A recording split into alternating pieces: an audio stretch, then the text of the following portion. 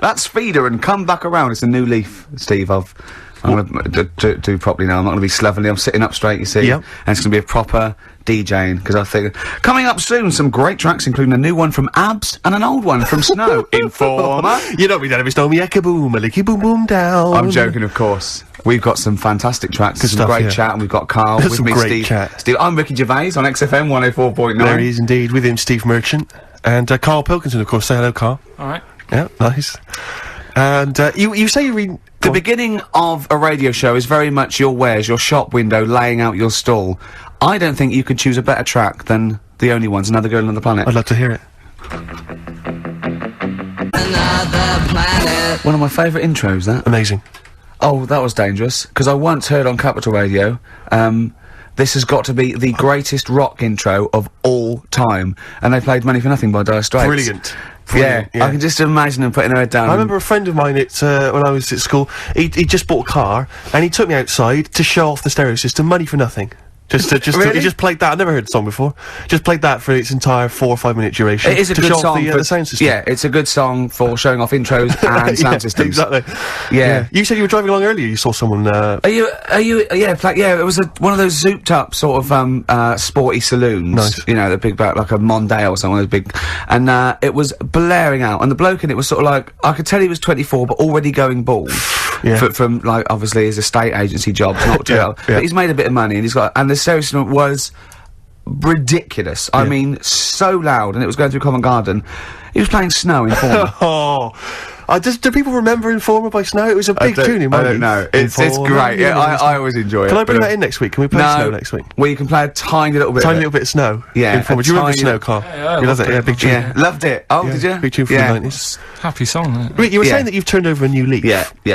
Is that in all aspects of your life, or is that just in your broadcasting career? Because the reason I bring that up is because, do you want to describe what you were eating just now when we came in? Because you're a 40-year-old man. You've put on a little bit of weight, so presumably you're watching what you eat. Well, no, but it sounded exotic. I went into a cafe and they didn't have a cheese sandwich. Right. And can I describe what it looked like to me? Right, it looked to me like a big slab of cheese. You've just got them to just cut off a big block of cheese, like the size of a CD case. Or one of those double albums, right, of cheese, right? And just lightly melt that for me, so it drips over my hand and it gets really greasy in the bag. But just lay some strips of bacon on the top. Yeah, but listen, you've embarrassed yourself. Is that what it was? No, it's a croque monsieur, so it's French. It's a what? A croque monsieur. A croque monsieur? Yeah, and so I thought, I've never heard of a croque you're having monsieur. See, you've embarrassed yourself. Is that how it's pronounced, or is it croque monsieur? Oh! Hey? You didn't expect me to be bringing out the French. Eh? Tu aimes la musique pop? Oui, je t'aime la musique pop. Le plume de ma tante. Où est le syndicat d'initiative? That means my aunt's pen. So what was it then? It was a croque and it was just too greasy. It was just too, and it was all wobbly. I like toast, like it to be crisp. Sure. That's the thing with like, what? This is rubbish. Play Coldplay. Out of the frying pan. Yeah. Coldplay. It's alright, isn't it? Yeah, it's not bad, not bad. Nice little track. Yeah. Well, Steve, we've been away now for what, 12, 13, 14 weeks? Is that really? Yeah. Wow. I've been looking forward to coming back. It's great to be back. Yeah. And, yeah, we've had some laughs, some tears in the interim, I imagine. Yeah. We've had a few ups and downs. Obviously, been working on the TV show, The Office, BAFTA winning, coming soon, BBC 2. But Rick, I just need to mention something quickly to you. When did I last see you? I saw you yesterday, didn't I? Yeah. Because we went up to Edinburgh yesterday. We were very nicely invited to go and talk at the Edinburgh International Television Festival. It was quite a big deal. We went up there and we were interviewed. And Ricky chose to go on the train because it takes like 4 hours, 4.5 hours or something on the train. But it's quite leisurely. It's quite sort of gentlemanly thing to do. Yeah. I opted to go for the plane option and fly up there. More modern. Exactly, and they bankrolled that, they paid for it all, and that was all not very nice. And as I recall, when I last saw you, we got a cab, didn't we? And you asked if you could get the cab to drop you off at the train station. Yeah. And then it took me on to the airport. Yeah.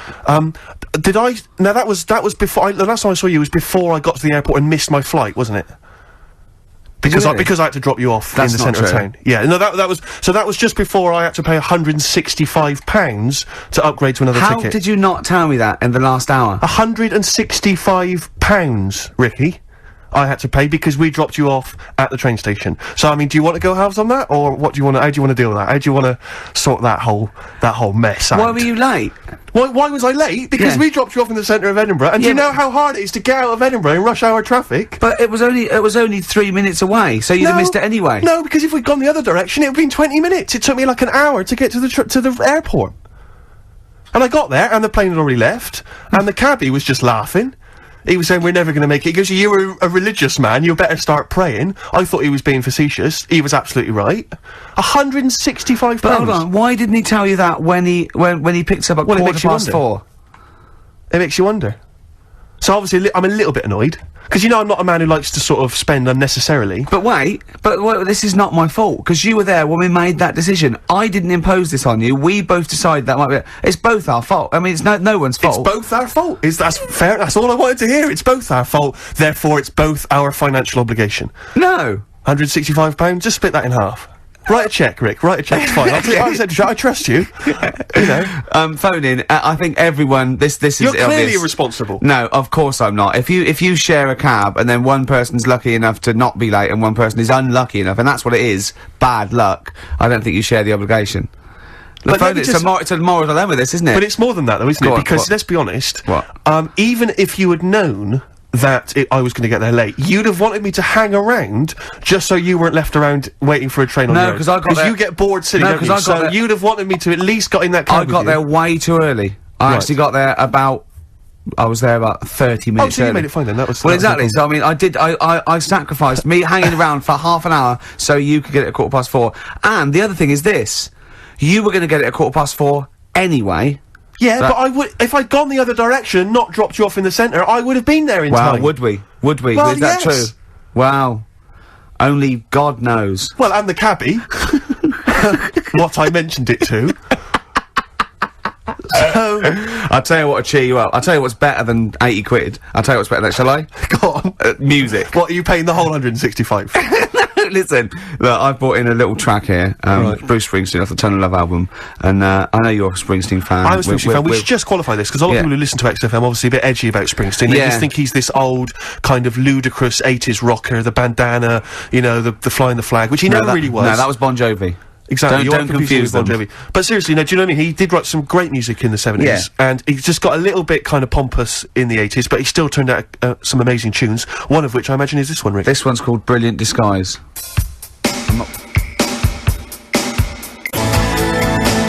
Bit of Springsteen there, Brilliant Disguise on XFM 104.9. I think that's soothed you a little bit. That's not really taking the blood off. I just remember something as well. 80 quid, Rick, 80 quid. You know what? We finished the talk about sort of 3, and we had a couple of hours to kill before we got about half 2, wasn't it? We had a couple of hours before we got the taxi, and we were eating in this cafe, and Steve said, "How long's your train journey?" I said, 4.5 hours. He went, "So what do I get?" I said, "I'll get in about 10. He went, 6:30, me. And he's quite smug, and I went, yeah, I said, it is quite a long time. I just started to sort of relax now. He went, yeah, I said, but he said, I think I'm come off better here, because usually you've organised all this stuff. He said, but I think you've chosen wrong here. I said, I think you're right. Yeah. Don't think those words were coming back to haunt me as I was handing over 165 notes. All I was thinking was, Ricky's going to be loving it. In first class, drinking John Smith's and listening to Mercedes Walkman. Yeah, but I handed over my initial card. She said 165 quid then. I went, fine. I handed over the card. It was a Switch card. She said, we don't take Switch. Don't they? I was thinking, what am I going to do then? I don't know what I'm going to do. I don't know where I'm going to get the money from. What did you do in the end then? Well, luckily I had another card. Oh, right. And she managed to accept that one. But I don't know what I'd have done there. I genuinely don't know what I'd have done. You didn't tell me you had another card. Yeah, I got 2 cards. Have you? Oh, yeah. Sure. Yeah. Oh, that is depressing. I was so depressed, because I just kept thinking about what I'd said to you. I've won this time, because normally I'm always, like, legging it for tubes, or I'm just, do you know, where I get stuck in the rain, or something. I've organised a driver or something. Because when you get me a job, I said, why, it's up to you. It's up to you. You know what I mean? Every man for themselves. But this time it was 4.5 hours, and I was just in that 40 minutes on the plane. There'd have been no problem. Yeah. Unbelievable. I'm so livid. Do you know, I got off because I was not very well either. I'm a bit ill at the moment. I got off the plane, and I thought, well, I could get a cab from the airport all the way back home, but, you know, I've already been stung for 165 quid. Got the tube. Took me forever. Really? I'm not gonna lie to you. It took me forever. So I got in probably later than you did. Around the 11 o'clock mark. You didn't really? No, I wasn't quite as bad as that. But I was so I'm really depressed, Rick. So I was to say 50 quid is well, something money, right I mean, Steve does not like to waste money. And, I mean, by that, I mean... I don't like to spend money. No. He had to go out and get a shirt for a photo shoot. Quite an important photo shoot for, I think, the Times, right? Went out, he was buying a shirt, went out, planned it, weren't sure. Came back, $14.99 from Henny's. Henny's, $14.99. He knew where he was aiming. He aimed straight for Henny's. He knew where he can get a bargain. This is a man... But it seems to me that at that kind of price, you can throw them away. You don't even need to wash them, really. You can throw them away using, like, Kleenex. Have you ever thrown one away? No. No. Just scrape off the stains and keep on wearing it. Remember that time when we went to the casino for my birthday, and I was like 100 quid down, and some people were 100 quid up and 100 quid down. He, after the 3 hours we were there, was down £20, genuinely depressed. I was almost crying. Yeah. Because I don't, well, it's because it's a mugs game gambling. It really is. Was that where because I went there, it was, there was one time we went there, it was, our agent's birthday. Oh, that was another time we went there, right? And he was up. And he got a win, he was 30 quid up. And so I said, it's your round then. And the round was more than 30 quid. And he couldn't believe it. And he sat down and he went, I couldn't believe it. He said, and I bought him a present, so I was already down. Yeah. I turned out I was already down because I bought our agent a gift. I didn't see him buy a round. And you know that thing where you're buying a round of drinks for people you don't even know? So it's like, what's the story there? Why am I suddenly bankrolling you drinks? It's like, I don't know you people. I'm not going to get any kind of, I'm not going to see you again to sort of reap the benefits at a later point. Because he came in with his most of you are married or engaged, so I'm not even going to pull from it. It was a waste of time. It was just pure generosity. It was something like from Swingers, because he came into the cocktail bar holding 3 chips up worth £10 each and went, hello, like that. Yeah, I was £30 up. That's a lot of money, Rick. You know, Karl, you know that. 30 quid. You don't want to sniff at that. Oh, what song should we play? We've got lots of songs in. So bit of Incubus. Oh. Just to make me more depressed. Oh.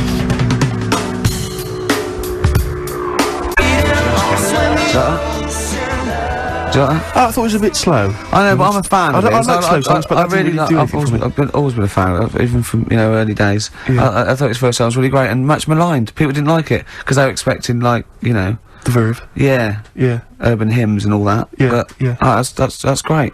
On XFM 104.9. Who are you? Ricky Gervais, who are you? Steve Merchant. Who's that little round-headed fella over there? Karl Pilkington. Karl, we're having a lot of Karl today. He's a bit tired, aren't you? Just a little bit. What happened? You came back from Edinburgh today as well, didn't you, on the plane? This morning. Yeah. Got an early flight. Yeah. It's just annoying me because there was like people on the plane fighting over where they wanted to sit.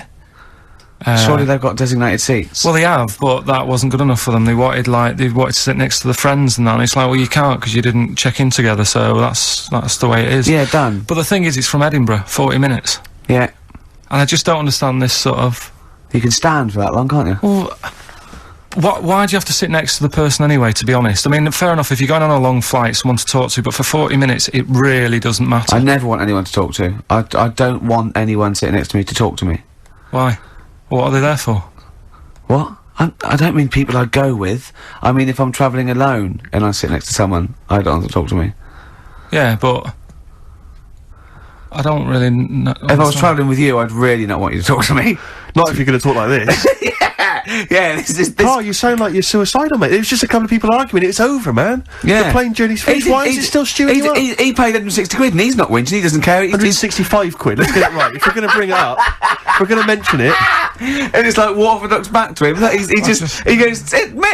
said to me, Rick, it's only money, and money is just something you have in case you don't die tomorrow. He's got a great attitude towards money, Steve. It's like, easy come, easy go. So just take a leaf out of Steve the I'm not spending that much merchant, and you'll have a happier life. Sorry, I just need to defend myself for a minute. There are certain instances in life where, you see, now you're giving me an attitude like that I'm tight. It's not tight. No, shut up. Let me defend myself. It's not that I'm tight with money. It's that I want to get value for money at all times. Yeah. Because, you know, you probably got a lot of cash given to you maybe as pocket money when you was a kid. Every penny I've ever had is been money I've earned.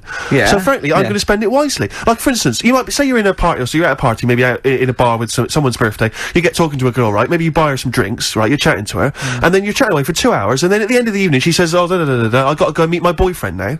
Right? She's wasted my money and my time there. Yeah. That's 2 hours wasted and money wasted, right? Now she should have told me straight away that she had a boyfriend, and I wouldn't have bothered with Right. it. I'd have moved on. I'd have looked on to what if she thought she was just having a chat with another human being? Though, Rick, where I'm being deliberately deceived so people can extract money from me or interesting conversation. Yeah. She knew what I was after. It was obvious. The drooling mouth, you know, the beady eyes. And yet she was leading me on. And she was a prostitute. And think how he felt about that. I mean, what a slap in the face. Let's not try and cheapen it with that kind of cheap sexual innuendo, right? She occasionally slept with me for money. It wasn't for money, it was for meals. Yeah. No, but the point was, no, do you know what I mean? It's just that sort of attitude generally in my life. It's like, don't waste my time, you know? Don't waste my time or my money. You're right? Life is, the clock is ticking as far as I'm concerned.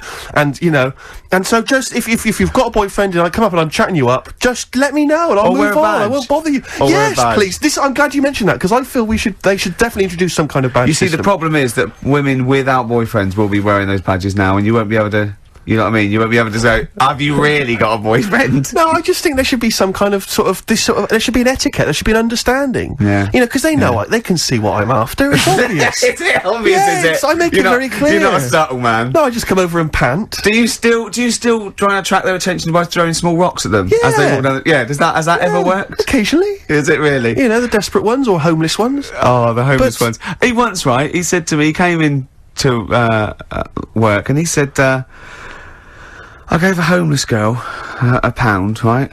Because I fancied her. He said, is that wrong? Is that really bad? I don't think it is, you see. I don't think it is, because it seems to me if she was an attractive homeless girl, then she deserves some of my money. I just imagine him slowing down. I imagine him like going past loads of tramps going, get out of it, get a job. And she goes, hello. But I have to say, I did for a moment just pause and think to myself whether I could kind of scoop her up in my arms, take her back to my place, and kind of turn her life around like My Fair Lady. Oh, yeah, you know what I mean? And kind of teach her to speak properly and dress her up in smart clothes and take her out into sort of society. Yeah. I think that's where your first mistake was. You said, listen, love, I'm up for it if I can hose you down. That was where you went wrong.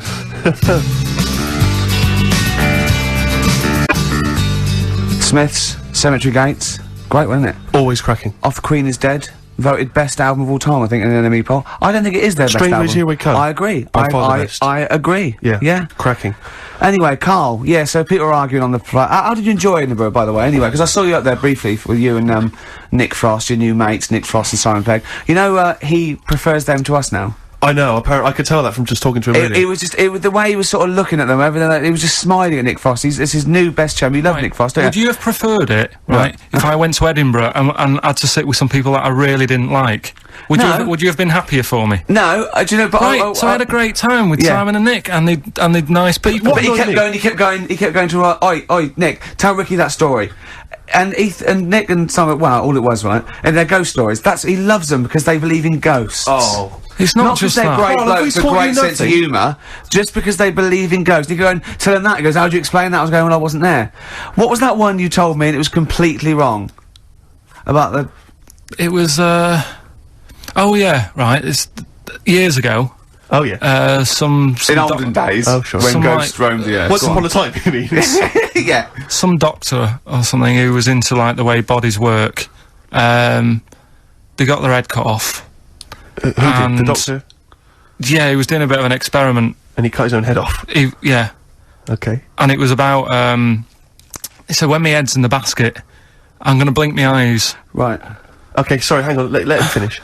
And, so the doctor has chopped his own head off, and he's told everyone, I'm gonna blink my eyes to he's in the basket, and he goes like, right, I'm gonna blink my eyes about, as many times as I can. So quick, count them. And they count, and he got to, like, 15 before he died. Now, this is how Karl told me that. Till Nick Frost explained that, Karl told me, he said, right, well, a bloke, right, he had his head cut off, and when his head was in the basket, he went, count how many times I can blink. And I went, well, that's rubbish. He went, no. And Nick went, well, no, he actually said, when my head's in the basket. He went, and Karl went, oh, I said, Karl, do you know the subtle difference? Do you see the subtle difference? I have to say, though, guys, I still don't really understand what went on there. You've both lost me. The story is that a bloke who'd been found doing, You mean that Karl just explained it and that was a clear version? Because I still don't know what you're talking about, Karl. Well, this bloke had his head cut off for experiments against God. He was a doctor in the, in olden times. Yeah. And when they cut his head off... Why did they cut his head off? Because it was... he was executed. Crimes against... Exactly, he was executed, yeah. And he said to his assistant, when my head's in the basket, I'm gonna blink, count how many times I blink and write it down as an experiment, right? Karl told it to me, like, his head was cut off and he went in the basket, and when his head was in the basket, he looked up and said, count how many times I blink. Yeah. I love that. I love the difference in that story. Yeah. Both rubbish, but, you know, one's possible and one isn't. You believe anything that you're told, except when we tell you the truth. Right, here's one. Christ. Ghosts and that we got talking about. Sure. And Nick said, right, he said, you'll like this one. He said, my auntie, was having loads of problems. Why are you whispering? It's not illegal to talk about ghosts on the radio. No, but he's hearing this. So, the auntie's in the house and that, and, furniture's moving about all the time. Oh, God. And they were like, no, Steve, he told me this one. This is such rubbish, mate. No, come on, let's listen. I'm gonna leave it to you. I'm gonna sit back and enjoy it. I'm just gonna watch your face, Steve. Right. Sorry, so I missed the beginning there, Karl. There's an auntie in the house. Basically, Nick's auntie. Right. In the house, things moving around all the time, and it was just annoying every time she tidied up. It was like, it was just annoying. Making a mess. It was one part annoying to two parts scary. Yeah. So stuff was moving around all the time, and they said, right, we need an housekeeper. Rather than having the house a mess, until we sort this out. Stop it! I've got the vicar coming round. Stop moving stuff around. Oh, yeah, go on. They said that shouldn't be in the pants drawer. Let's put all the furniture in one room, right? So just have one room that's a mess, and have all the others empty. Because I love the poltergeist can't really, it can move wardrobes around, but it can't open the door to put it in another room. Yeah. Poltergeist going, oh, I'm just making this room messy. I wish someone would open the door so I could, go on. Yeah, but, so all this stuff's in this room. So they moved all their furniture into one room? They put, like, the drawers in there and everything, and it was really uncomfortable, because they were all, like, on top of each other. They sat in the room with all the stuff? Yeah, they had to, because that's where the three-piece suite was. Okay. Oh God! Right. All right. Oh God! So they sat there, like, all crumpled up and that, but nothing can move because it's so tight. I think things were trying to move. Yeah, but everything was so tight. It's they just foxed that poltergeist. So anyway, one night they sat there, like, sort of a bit awkward watching the telly and that, and they hear some banging. Yeah. In the next room. So she goes, "Oh God, what's that?" Oh, he hadn't moved in, had he, the ghost? So, to some of the empty rooms. So there's this He's moved some friends and family in. There's this banging about going on. No, so she gets up, right? Yeah. And what it is, they had the baby in the next room because there wasn't much room for the cot. Right, so they left the baby with the ghost. So they go into the room where the baby is, and the banging. Yeah. Is like, do you know those plastic balls you get that you can chuck around the room and, like, they go mental? Right. The ones that you chuck once and they keep bouncing for ages. Yeah. That was bouncing around the room. Wow, what, the baby had thrown it? Hitting all the walls, and the baby was there, stood in the cot, sort of laughing. Right. And looking at the ball, and wherever it looked, the ball went. Yeah. And then she said, stop doing that. Yeah. And the ball just stopped. Did it? And it rolled a bit and stopped. Right. So the baby had thrown the ball and it was watching it as it bounced around the room? It wasn't throwing it, it was in control of it. No, the point is, Steve, the baby has been doing it. It would have been the baby all along. The baby had been messing with the furniture. It was the baby that had the power. Yeah, it's the baby that had the power. Special baby. It's a baby that had the power. It's a baby that had the power. The power of telekinesis. Right. They were then trying to convince me that telekinesis was not like all the other stuff that I didn't believe in, but that was a science. Right. Telekinesis was possible. Yes. Yeah, it's not like ghosts and demons and all that sort of. Telekinesis is different. Yeah, that's a science. But Nick's auntie saw it, and I love the fact that you're telling me that someone else's auntie saw it. So I should be satisfied with that. Yeah. I should be satisfied with that. I mean, no. So does she still live in one room with all her possessions? No, I think the baby grew out of it. Apparently, it grew. The baby grew out of it. So it doesn't use its telekinesis powers anymore. Well, no, it's like in Carrie, innit? She was upset for a bit, and then she got over it. Okay, I'm just gonna say one thing, Karl. That was a film. Do you want to play a record or?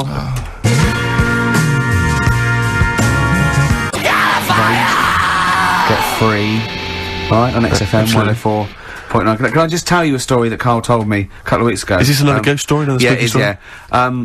I called him out. I was, what are you doing? He said, I've just been reading ghost stories again. He said, you don't believe in them, but how do you explain this? So I went, go on. He said, I'll tell you as he told me it. He went, bloke, right, just sitting at home, doing, you know, watching telly with his cat, and the phone rings, and it's a bloke going, is that fire in your oven okay now? 'Cause your wife called. And Karl went, well, 1, there was no fire in the oven. 2, he wasn't married. I went, right. Go on. He went, well, then, right, there was a knock at the door, and there was 2 sort of people in sort of white coats, and they came and said, oh, we've come about that fire.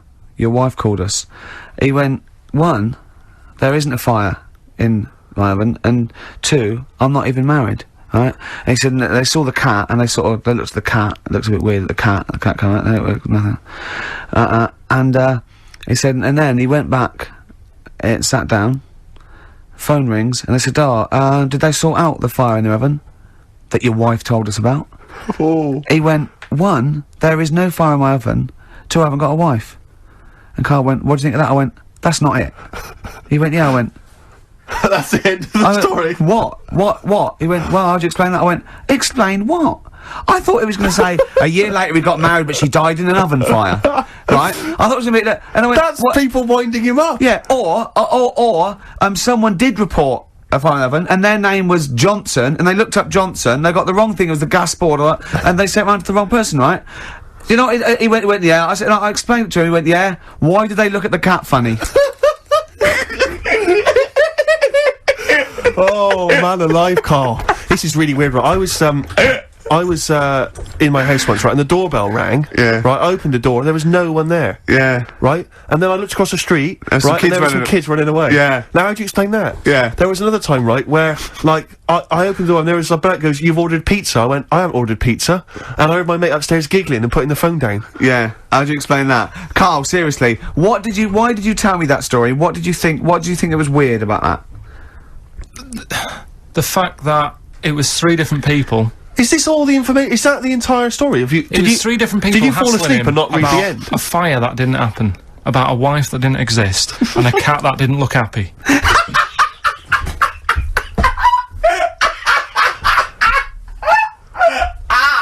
Oh, I'm gonna have a heart attack, Karl. What? I mean, why did they look at the cat funny? Because cats don't like spirits, do they? What? The other blokes were ghosts? Yeah. Yeah, that's it. So these are kind of beetle about type ghosts. These are ghosts who walk the earth as the undead, just winding people up slightly. That's lovely. That is lovely. Seriously, and a cat that did not look happy. But seriously, why would ghosts wander around just like winding people up? Oh, maybe something did happen there years ago. Some fire. Some woman might have died in a house of a fire or something. Yeah. And it's sort of all happened again. Yeah, it's certainly a mystery. If you don't it's a mystery. I mean, I can't. What's this book you were reading? You were reading a book, which is interesting enough. It was the For Tea and Times. Oh, Karl. Yeah. Well, I don't know what to say. Well, I'll tell you this, Karl. There is a track that will spook you right out. This is Warren Zevon from what was it, like about 1979, early 80s? Oh, great track. Werewolves of London. Play this, Karl, but don't be scared. From 1978, Karl, Werewolves of London by Warren Zevon. Are you a fan of that? It's alright, great track, isn't it? Fans of Warren Zevon, maybe if you should know he's got a new album out. As we speak. Although, if you're a fan, you probably know that already. Yeah. If you aren't a People fan, who hate him would be interested in knowing that he's got a new album out. Yeah. Do you believe in, I think lycanthropy? Is it not called? What's that, sorry? Lycanthropy. What's lycanthropy? Isn't that werewolfism? Really? Isn't it? Do you believe in that, Karl? They've found stuff, haven't they? They've found kids walking about who are all hairy. Because they've sort of grew up with wolves and that. Yeah. So no, you see, 2 things there. You cannot take on acquired characteristics genetically. So if you grew up with wolves, it wouldn't suddenly make you hairy. There's been pictures, there's been stories on it, and I reckon a lot of people have seen the stories. It's a popular thing. You mean the kids that are born hairy? No, there's kids who've been born hairy, right? Yeah, that's it. No, but listen, and they walk around on all 4s, and they drink milk from a saucer. Steve, this is remember that time with the maggot in the head?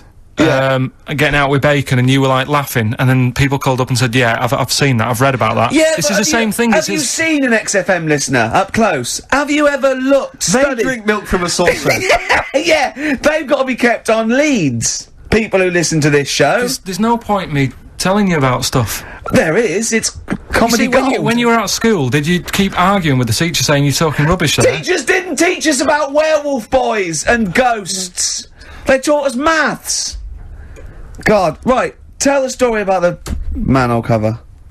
Right, in the same magazine as the one with the cat and the fire and that. Don't tell me that story again, it gives me the shivers. Yeah, a cat that's got a weird expression on its face is against God. Anyway, this isn't a scary story, this was just, like physics. Physics. Yeah. It was going on about the, nuclear bomb and how powerful it is. And, they put a manhole cover on top of one. Okay. Blew it up. Yeah. Never saw the manhole cover again.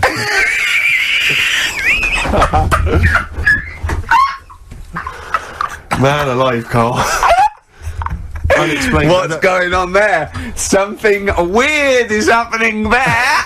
Oh. If anyone has ever seen that manhole cover, please get in touch. We'd love to know where it is. Oh, that's fantastic. What sort of experiment is that? I imagine all these scientists on multi-billion-pound research budgets, they're going, we test everything.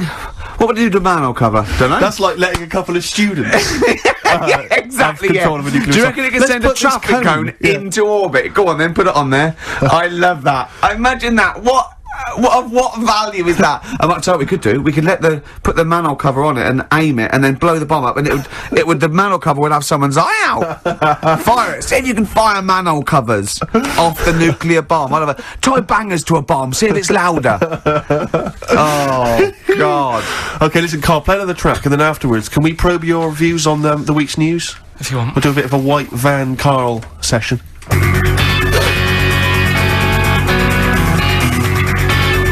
Pumpkins. Today is the greatest because we're back. That's true enough. All right. I hope people, Rick, were listening to that loud in this lovely summer's day. Or I mean, no, not too loud. Well, don't don't annoy people. White van. Karl. Yeah, white van Karl. I mean, for those that don't know, we do this. We ask Karl the questions that the Sun asked someone else. That's right. The Sun every day asks some, average Joe his views on the week's big stories. Karl, let me ask you now. What do you make of Prince Harry smoking openly at a polo club? Are you aware of this story? No. Was it? Go on. Prince Harry, you know that he's one of the royals. Yeah. And he was seen smoking openly, a fag, a cigarette, at a polo third in line to the throne. Something like that, yeah. Imagine that. Someone smoking a cigarette was third in line to the throne. A cigarette, Karl. Is it a non-smoking polo club? Do you know, I don't know, but if it were, would that make things even worse for you?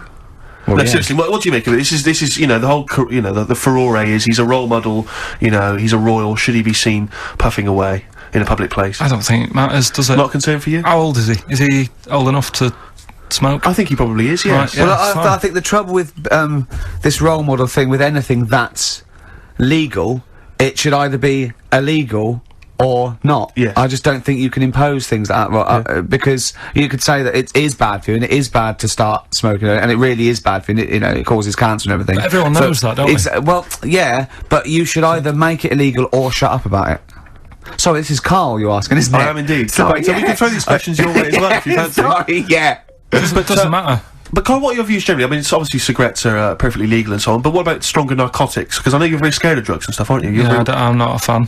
No, what's your concern? What's your worry? Just that you might get into them. It's like you might have them and go, oh, this is alright. Exactly, Karl. Exactly. Although I was talking to you about it earlier, and you weren't very sympathetic about a lot of young people who have perhaps gone to crack or smack. Didn't you describe it as their own fault? Sometimes it is, isn't it? Yeah. I mean, I could have turned to it where I grew up, but I said, well, don't want to do that, it's not good for you. Sure. And I avoided it. You turned to ghosts. So you've got no sympathy for anyone who's a drug addict? It's their own fault, It depends, doesn't it? Sure. Do you know what I mean? You can be an addict if, I don't know, something, I'm trying to think of a nice way that you might most people start on stuff like that because something really traumatic's happened to them. Very few people go out for a laugh one night and go, let's all try it. Sure. So, but Yeah. Just say no, I suppose, is the Just say attitude no. in the end. Listen to the cast of Grange Hill. Now, this will scare you. Now, Karl, you will be a little bit unnerved about this. Have you seen the film Jurassic Park? Yeah. You know what happened there? Well, according to the Sun here, it says scientists are planning to clone mammoths for a theme park. Look at his face, look at that, he looks like a dog caught in the headlights of a car, he's terrified. I love Karl. He sprung to attention Karl. there. Is that the best news you could have? Man moths.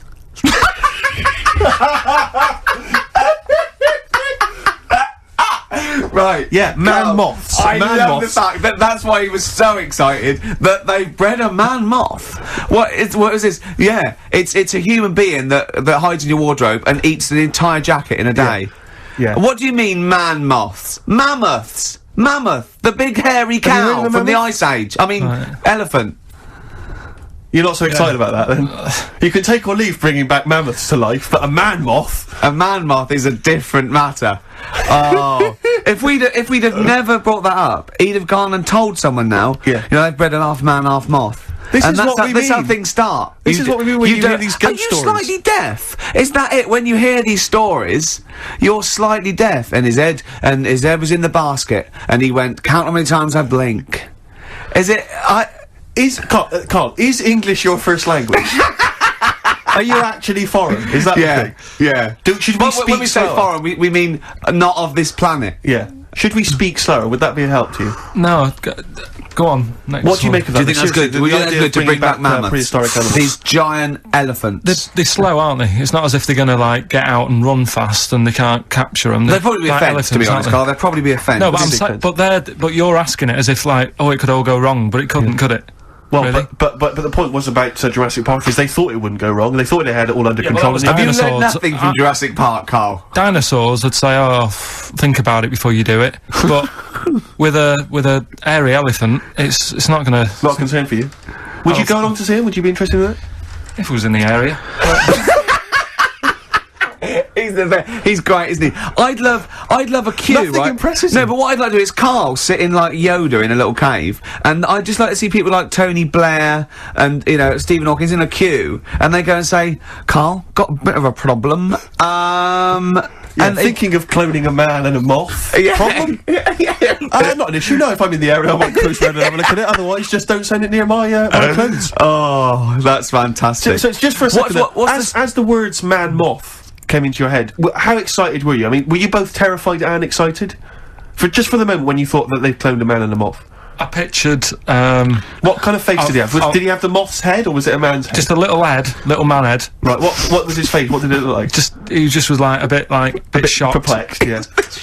Yeah. It was like he'd been grafted onto the body of a moth without his consent. And when he was asleep, head. Yeah, he'd woken up. he just went in to have a goiter removed, Yeah. and they said, "We've He replaced woke your up with goiter with the body of a giant moth." Yeah. Is that all right, Mr. Jenkins? So he had the head of a little. Was it a little boy or a man? Little man, Right. Okay. and he's just bumping into a lamp. He's just bumping into a man. Karl, if you went into hospital and they'd done something, what's the worst thing they could do, right? What would you rather have done, right? You wake up and you've got lobster claws for hands. Right. You wake up and you've got duck's feet. Or you wake up and you've got one horn coming out of your head. The worst thing, Yeah. probably the horn coming out of my head. Why? Get in the way. That'd be useful, wouldn't it, in fights and stuff? And for like parties, people would play Well, I suppose quoits. the lobster claws would also be quite handy there. Definitely.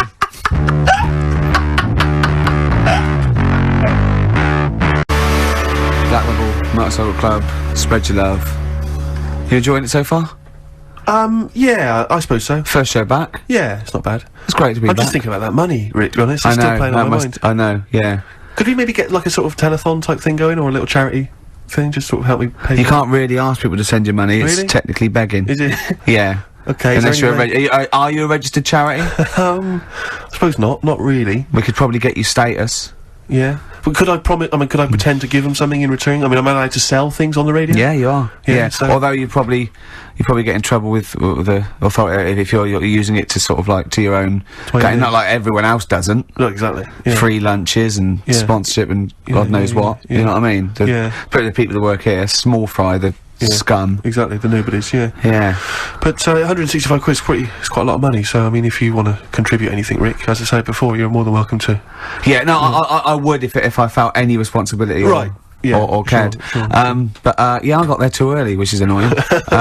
What we should have done, really, was get you your plane and come back, because I'd have had time. Do you know, I was going to mention it at the time, but I didn't want to, because I knew the answer would be no. So oh, Karl. Oh, I've had a great time. I've forgotten how good it was just to have a normal just to have a conversation with you. Have you been looking forward to this? He's really down today, isn't he? He's down, man, isn't he? Just a bit tired. But it's interesting, because I said to him, did you enjoy Edinburgh? He spent the week up in Edinburgh, obviously, and he said he had well of time. He loved it up there. He's been partying every night, and he actually enjoyed it. And I've never met him when he's actually enjoyed anything before. He's never enjoyed anything, as far as I know.